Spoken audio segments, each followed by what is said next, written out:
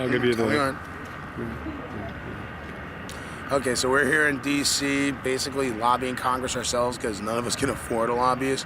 And it's pretty obvious that they don't get to talk to regular working class people like us too often. That's why they have no idea what we need to rebuild this country.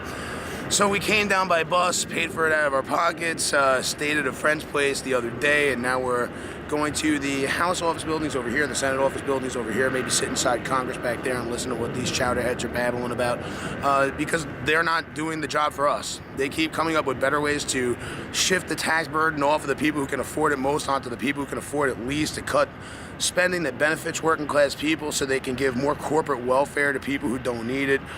So we're down here just talking about a couple basic things: campaign finance reform, corporate personhood, the legal system that shields corporations from accountability, a bunch of things. This idiotic NDAA bill that basically makes Americans terrorists because we love economic freedom or stuff.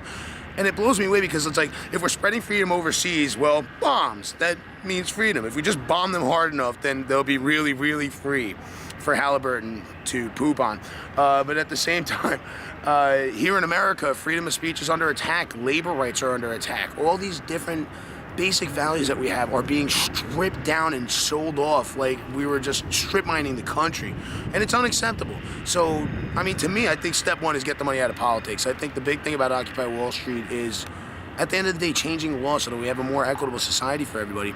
But it's obvious that the TV isn't informing the public. It's obvious that our politicians aren't serving us. So we're going to have to do this ourselves.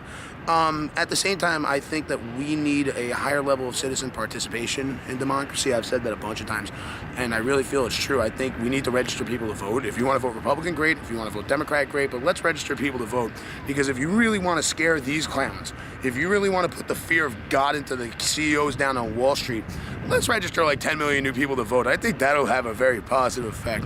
But we're going to be heading over this way and recording throughout the day. I'm here with a couple of my good friends, and we're having fun. So the idea is to go into these buildings with a bunch of working class people and ask them some smart, tough questions, because they hate that kind of stuff.